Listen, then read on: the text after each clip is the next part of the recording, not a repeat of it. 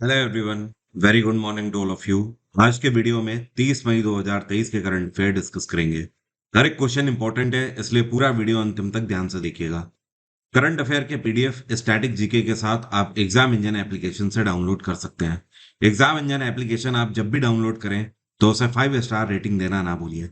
ध्यान रखिए, exam engine application daily आपके लिए फ्री स्टडी मटेरियल तो लाता ही है, और इतना ही नहीं, वीओडी प्लस लाइव बैचेस भी आपको सबसे कम फीस में एग्जाम इंजन पे मिल जाते हैं।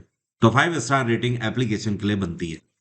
अब शुरू करते हैं आज का वीडियो, लेकिन सबसे पहले बात करेंगे कल के क्वेश्चन की।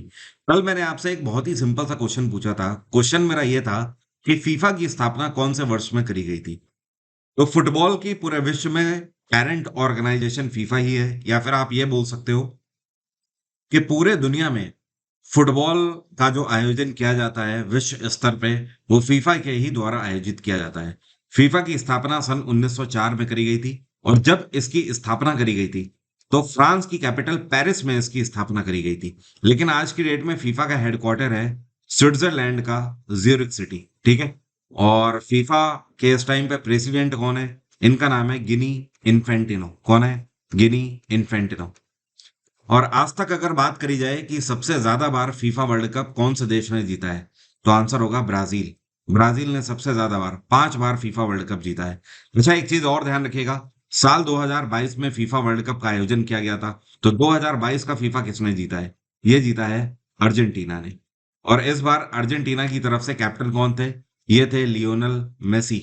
मेसी को अभी हाल ही में बायजूस ने अपना ब्रांड एम्बेसडर के रूप में नियुक्त किया था। लियोनेल मेसी ने आज तक 7 बार बैलन डीओर जीता हुआ है, और जो आखिरी बैलन डीओर मेसी ने जीता था, ये 2021 में जीता था।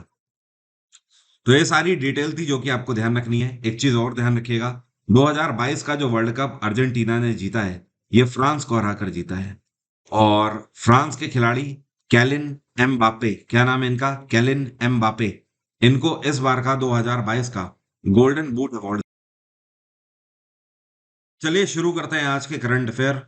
पहली न्यूज है, अभी हाल ही में भारत की पहली म्युनिसिपल कॉरपोरेशन, मतलब भारत का पहला ऐसा नगर निगम कौन सा ये बन गया है जिसने सेंट्रल बैंक डिजिटल करेंसी को अडॉप्ट कर लिया है पूरे तरीके से।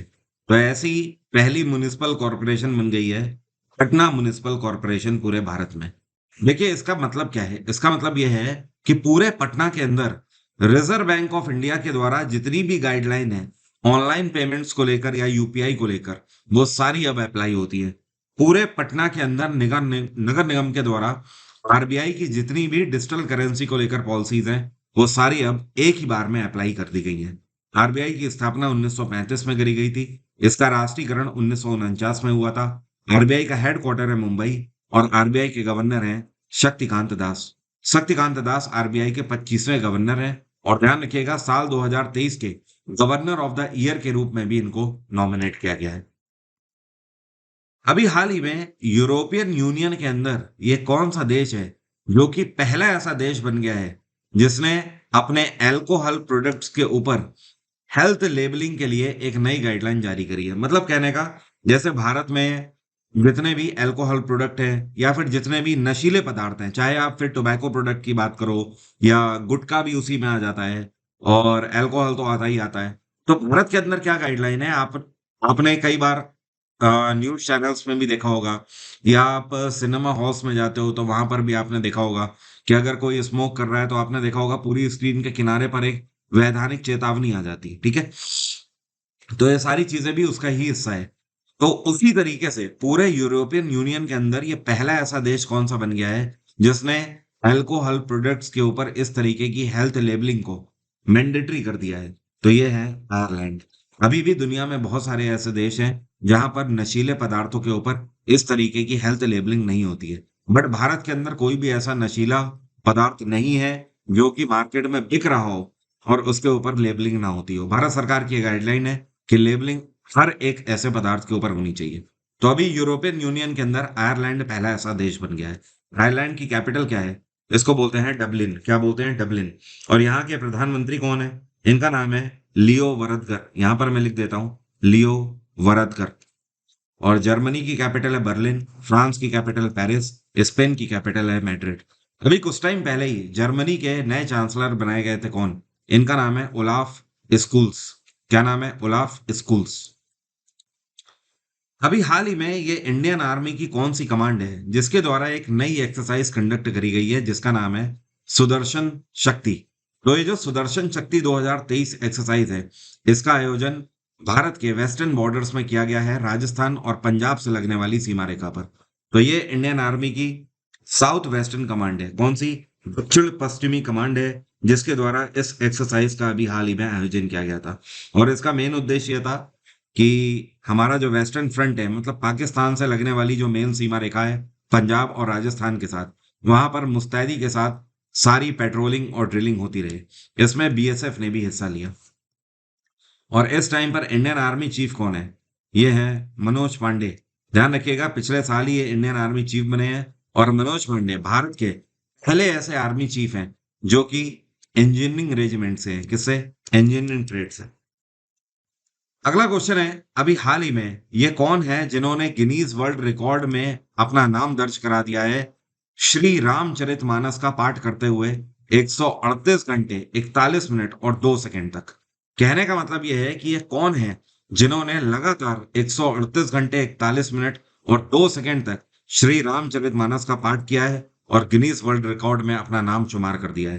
तो जो आपको पिक्चर में दिखाई दे रहे हैं, ये है डॉक्टर जगदीश पिल्लई। क्या नाम है? डॉक्टर जगदीश पिल्लई। तो इन्होंने इतने घंटे तक लगातार श्री रामचरितमानस का पाठ किया है। ध्यान रखिएगा, श्री रामचरितमानस को तुलसीदास के द्वारा लिखा गया था अवधी भाषा में। और रामचरितमानस जो है, यह रामायण का ही हिस्सा है। इसके अलावा आज तक डॉक्टर जगदीश पिल्लई के द्वारा टोटल अगर बात करी जाए तो इन्होंने 100 से ज्यादा ऑफिशियल ऑडियो चैनल्स में भी काम किया हुआ है। इसके अलावा पिछले 5 साल से यह रामचरितमानस का पाठ कई सारे प्लेटफॉर्म पर भी कर चुके हैं। इन्होंने एक व्यक्ति का रिकॉर्ड तोड़ा है।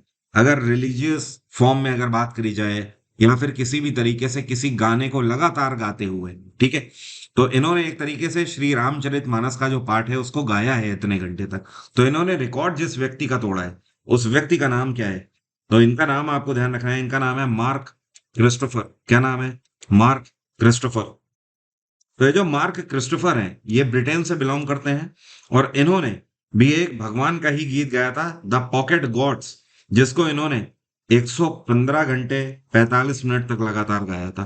तो अब इनका रिकॉर्ड तोड़ते हुए काफी आगे निकल के डॉक्टर जगदीश पिल्लई ने 138 घंटे 41 मिनट 2 सेकंड में अपना रिकॉर्ड बना दिया है। अभी हाल ही में चौथे नेशनल वाटर अवार्ड 2023 से कितने लोगों को भारत में सम्मानित किया गया है? तो टोटल अगर बात करी जाए तो 41 पर्टिकुलर प्लेटफॉर्म्स को सम्मानित किया गया है इस बार। 41 विनर्स हैं इस बार के नेशनल वाटर अवार्ड 2023 के। अब देखिए, पहली चीज तो ये इंपॉर्टेंट है कि आपको ध्यान रखना है कितने लोगों को सम्मानित किया गया है, 41 लोगों को। दूसरा आपको ध्यान रखना है कि कौन सा संस्करण है, चौथा संस्करण है, ठीक है। अब ये कोई पर्टिकुलर लोग नहीं है, ये जगह हैं जिनको सम्मानित किया गया है। पूरे भारत भर में कई सारी ऐसी ग्राम पंचायत हैं, कई सारी ऐसी अर्बन लोकल बॉडीज हैं, कई सारे स्टेट हैं और कई सारे डिस्ट्रिक्ट्स हैं जिनको सम्मानित किया गया है। तो पूरे भारत भर में ऐसे राज्यों को जिन्होंने पानी के मैनेजमेंट के क्षेत्र में बेहतर कार्य किया है, ऐसे डिस्ट्रिक्ट्स को, ग्राम पंचायत को, तो इन सभी जगहों पर, इन सभी क्षेत्रों को सम्मानित किया गया है जिन्होंने वाटर मैनेजमेंट को लेकर बेहतर कार्य किया है। और फर्स्ट प्राइज जो है, ये फर्स्ट प्राइज इसके लिए 2 लाख रुपए था। सेकंड प्राइज जो था ये 1.5 लाख था, मतलब 1.5 लाख रुपए था। और जो इसका थर्ड प्राइज था वो 1 लाख रुपए था, 1 लाख रुपए। अभी हाल ही में प्रधानमंत्री नरेंद्र मोदी के द्वारा 29 मई को, मतलब कल के दिन, एक नई वंदे भारत एक्सप्रेस को हरी झंडी दिखाई गई। ये नई जो वंदे भारत एक्सप्रेस है, ये कहां से कहां तक चलाई गई है? इसको न्यू जलपाईगुड़ी से गुवाहाटी तक चलाया गया है। ये भारत की 19वीं वंदे भारत एक्सप्रेस है। ध्यान रखिएगा, भारत सरकार टारगेट लेकर चल रही है, अगले 3 साल के अंदर 400 वंदे भारत एक्सप्रेस भारत में चल जानी चाहिए। ये भारत सरकार टारगेट लेकर चल रही है। और आपने देखा होगा पिछले 3 महीने के अंदर बहुत तेजी से यहाँ पर वंदे भारत एक्सप्रेस की शुरुआत हो चुकी है और इसको इंटीग्रेटेड कोच फैक्ट्री बना रही है। ये totally make in India project के अंतर्गत चलाई जा रही है। वंदे भारत एक्सप्रेस जो है, इसकी मैक्सिमम स्पीड 160 किलोमीटर प्रति घंटा है, लेकिन ये रेलवे ट्रैक्स पर इस टाइम पे 120 किलोमीटर प्रति घंटा पर स्पीड से भागती है। और जो पहली वंदे भारत एक्सप्रेस थी, ये प्रधानमंत्री नरेंद्र मोदी की कॉन्स्टिट्यूएंसी वाराणसी से लेकर नई दिल्ली तक चलाई गई थी। जो दूसरी थी, वो नई दिल्ली से लेकर माता वैष्णो देवी, जम्मू कटरा तक चलाई गई थी। और जो तीसरी थी वंदे भारत, ये मुंबई से लेकर गांधीनगर तक चलाई गई। अभी हाल ही में G20 का मेगा बीच क्लीनअप प्रोग्राम 2023 का आयोजन कौन से देश में किया गया है? तो ध्यान रखिए, वैसे तो आपको ध्यान रखना है G20 की अध्यक्षता इस साल भारत कर रहा है, लेकिन भारत ने फैसला लिया कि ये जो पर्टिकुलर मीटिंग है, जो बीच क्लीनअप प्रोग्राम मीटिंग है G20 की, इसका आयोजन हमारे पड़ोसी देश में किया जाए, मतलब बांग्लादेश में किया जाए। तो बांग्लादेश में इसका आयोजन किया गया। और बांग्लादेश में कहां पर किया गया है? तो ध्यान रखिएगा, इस जगह का नाम है चट्टोग्राम। क्या नाम है? चट्टोग्राम, जहां पर इसका आयोजन किया गया। तो देखिए, इससे भारत को क्या फायदा है? भारत सरकार ने इस पर्टिकुलर G20 मेगा बीच क्लीनअप प्रोग्राम का आयोजन बांग्लादेश के चट्टोग्राम में कराया और बांग्लादेश को मौका दिया G20 के अंदर भाग लेने का। पहली चीज तो ये, इससे बांग्लादेश की क्रेडिबिलिटी बढ़ती है। दूसरा, हमें क्या फायदा है? अब देखिए, जब आप हमारा मैप देखते हो, तो आप देखते हो इस तरीके से, ईस्टर्न रेंज में आप देखते हो, ये है बांग्लादेश, और बांग्लादेश से जो बे ऑफ बंगाल वाली जो हमारी पूरी सीमा रेखा लगती है। तो इसमें क्या है कि इस प्रोग्राम के अंतर्गत बांग्लादेश हमारा साथ देगा। जितने भी हमारे कोस्टल एरियाज हैं, जितने भी हमारी समुद्री सीमाएं हैं इनसे लगती हुई, इनको साफ करने में बांग्लादेश हमारी मदद करेगा। तो ये एक तरीके से डिप्लोमेटिक रिलेशन है, जिसकी वजह से हमें तो फायदा हुआ ही हुआ और बांग्लादेश को ऑफ कोर्स फायदा होगा, क्योंकि इन्होंने G20 के एक इवेंट को होस्ट कर लिया है अब। और बांग्लादेश में इस टाइम पे शेख हसीना प्रधानमंत्री है। इनकी पार्टी का नाम है अवामी लीग। अभी हाल ही में बांग्लादेश के नए राष्ट्रपति अपॉइंट किए गए थे। इनका नाम है मोहम्मद शाहाबुद्दीन चुप्पू। क्या नाम है? मोहम्मद शाहाबुद्दीन चुप्पू। म्यांमार की कैपिटल है नेपिडे। मालदीव्स की कैपिटल है माले। श्रीलंका की कैपिटल है जयवर्धने और कोलंबो। अभी हाल ही में सेबी, जिसको हम लोग बोलते हैं securities and exchange board of India, तो सेबी के द्वारा एक नई इंटरमीडिएटरी एडवाइजरी कमेटी का गठन किया गया है। तो ये जो कमेटी होगी, ये एडवाइस देने का काम करेगी शेयर मार्केट को लेकर। इस कमेटी की अध्यक्षता कौन कर रहे हैं? तो इसकी अध्यक्षता एस रविंद्रन के हाथों में दी गई है। किसके हाथों में? एस रविंद्रन। तो ये इसके मुख्य सलाहकार होंगे। और ये जो पूरी कमेटी बनाई जा रही है, इस कमेटी में 21 सदस्य होंगे। कितने? 21 मेंबर्स होंगे। और ये जो कमेटी है, ये स्पेशली डेडिकेटेड होगी शेयर मार्केट के लिए, सेबी को एडवाइस करने के लिए। सेबी की स्थापना 1988 में करी गई थी। तब ये नॉन स्टैचुरी बॉडी हुआ करती थी, लेकिन 1992 में इसको स्टैचुरी बॉडी का दर्जा मिला। सेबी का हेडक्वार्टर है मुंबई और सेबी की चेयरपर्सन है माधवीपुरी बुश। कौन है? माधवीपुरी बुश। एक चीज और ध्यान रखिएगा, पिछले साल ही माधवीपुरी बुश सेबी की चेयरपर्सन बनी है और इसी के साथ ये सेबी की पहली महिला चेयरपर्सन है। अभी हाल ही में किसको मेमोरियल ब्लू प्लेग से सम्मानित किया गया है? तो मेमोरियल ब्लू प्लेग से जो सम्मानित करी गई हैं, इनका नाम है सोफिया दिलीप सिंह। क्या नाम है? सोफिया दिलीप सिंह। इनको सम्मानित किया गया है। सोफिया दिलीप सिंह कौन है? ये बेसिकली एक प्रिंसेस है, ठीक है। और जो सिख अंपायर था, जो एक तरीके से आप बोल सकते हो सिख वंश था, उसके आखिरी शासक की बेटी है सोफिया दिलीप सिंह। तो इनको ब्रिटेन और भारत के बीच में बेहतर रिलेशन कायम करने के लिए मेमोरियल ब्लू प्लेग से अभी हाल ही में सम्मानित किया गया है। और इसके अलावा अगर बात करी जाए, तो साल 2022 में, मतलब पिछले ही साल, जो दादा भाई नेहरूजी थे, जिनको grand old man of India के नाम से जाना जाता है, जिन्होंने कांग्रेस की दूसरी मीटिंग की अध्यक्षता भी करी थी कलकत्ता में सन 1886 में, तो दादा भाई नेहरूजी का जो घर है ब्रिटेन में, उसको भी मेमोरियल ब्लू प्लेग से सम्मानित किया गया था। तो मेमोरियल ब्लू प्लेग जो है, ये ब्रिटिश गवर्नमेंट के द्वारा दिया जाता है। ये किसी पर्टिकुलर प्लेस को भी दिया जा सकता है अवार्ड, और किसी पर्सन को भी दिया जा सकता है। ब्रिटेन में इस टाइम पे ऋषि सुनक की सरकार है। अभी हाल ही में highest literary award Jnanpith award से किसको सम्मानित किया गया है? तो ज्ञानपीठ अवार्ड से अभी हाल ही में जो सम्मानित किए गए हैं, ये है दामोदर मौजो। कौन है? दामोदर मौजो। और ये गोवा से बिलोंग करते हैं और ये गोवा के राइटर हैं, बहुत ही एमिनेंट राइटर हैं। और इनके द्वारा साहित्य अकेडमी अवार्ड भी रिसीव किया गया है। इनको साहित्य अकेडमी अवार्ड से भी सम्मानित किया जा चुका है। इसके अलावा अगर बात करी जाए, तो इनकी जो पहली नॉवेल है, ये 1981 में पब्लिश हुई थी और उसके बाद ये डिफरेंट डिफरेंट इंडियन लैंग्वेजेस में ट्रांसलेट भी करी गई थी। इनकी जो सबसे फेमस नॉवेल है, इसका नाम है करमेलिन। क्या नाम है? करमेलिन, ठीक है। इसके लिए इनको साहित्य अकेडमी 1983 में दिया गया था। इसके अलावा 25 से ज्यादा किताबें ये कोंकणी भाषा में भी लॉन्च कर चुके हैं। तो ऑब्वियस सी बात है, गोवा के राइटर थे, कोंकणी भाषा में ही सबसे ज्यादा इनकी किताबें होंगी। तो दामोदर मौजो, जिनका जिनको अभी हाल ही में ज्ञानपीठ अवार्ड से सम्मानित किया गया है इस क्षेत्र में उत्कृष्ट कार्य करने के लिए। ये कौन सी दो संस्थाएं हैं जिनके द्वारा गगनयान रिकवरी ट्रेनिंग प्लान को अभी हाल ही में लॉन्च किया गया है वाटर सर्वाइवल ट्रेनिंग के रूप में?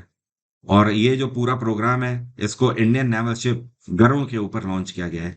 तो इंडियन नेवल शिप गरुड़ जो है इसके ऊपर गगनयान रिकवरी ट्रेनिंग प्लान को लॉन्च करने वाली ये दो संस्थाएं, एक तो इंडियन नेवी है और साथ में इसरो है। इंडियन नेवी और इसरो दोनों ने मिलकर इस प्लान को लॉन्च किया है।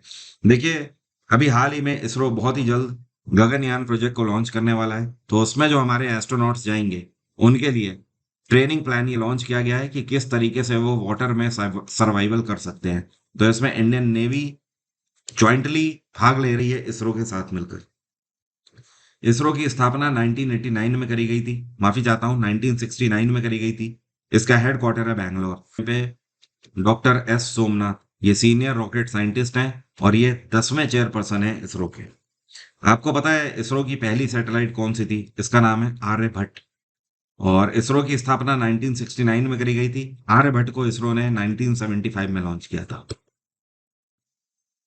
अभी हाल ही में मोनाको ग्रैंड प्रिक्स जो है 2023 का, ये किसने जीता है? तो रेडबुल टीम के खिलाड़ी ये हैं, कौन? Max Verstappen. इन्होंने मोनाको ग्रैंड प्रिक्स 2023 अपने नाम कर लिया है।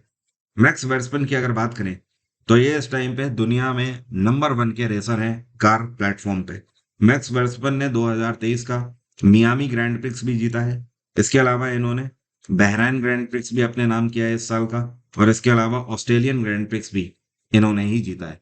तो इस साल के 4 ग्रैंड प्रिक्स इनके हो गए हैं मोनाको ग्रैंड प्रिक्स को मिलाकर। इसके अलावा सर्जियो पेरेज ने अजरबैजान और सऊदी अरेबियन ग्रैंड प्रिक्स अपने नाम किया था। एक किताब अभी हाल ही में लॉन्च करी गई है। इस किताब का नाम है रिंग साइड। और ये किताब किसके द्वारा लिखी गई है? तो इसको लिखने वाले राइटर हैं विजय दर्दा। कौन है? विजय दर्दा। सवाल ये है कि ये किताब किसके द्वारा अभी हाल ही में रिलीज करी गई है? इस किताब को रिलीज किया गया है शशि थरूर के द्वारा। शशि थरूर एमपी तो है ही कांग्रेस की तरफ से। इसके अलावा ये एक काफी बड़े राइटर भी है। शशि थरूर की किताबों को आईबीपीएस में और एसएससी में दोनों एग्जाम में कई बार पूछा जा चुका है। आगे भी उम्मीद है कि शशि थरूर की किताबों को जरूर पूछा जाएगा, इसलिए मैं हमेशा आपको बोलता हूँ शशि थरूर हो गए और अरुंधति रॉय हो गई और रस्किन बॉन्ड हो गए, सलमान खुर्शीद हो गए। इन सभी की किताबें आपको हमेशा देख लेनी है। इन सभी की किताब ज्यादातर एग्जाम्स में पूछी जाती है। तो शशि थरूर ने अभी हाल ही में विजय दर्दा की किताब रिंग साइड को लॉन्च किया है। ये जो रिंग साइड किताब है, ये किताब बेसिकली भारत की सोशल कल्चरल डेवलपमेंट्स और पॉलिटिकल डेवलपमेंट्स के बारे में बताती है।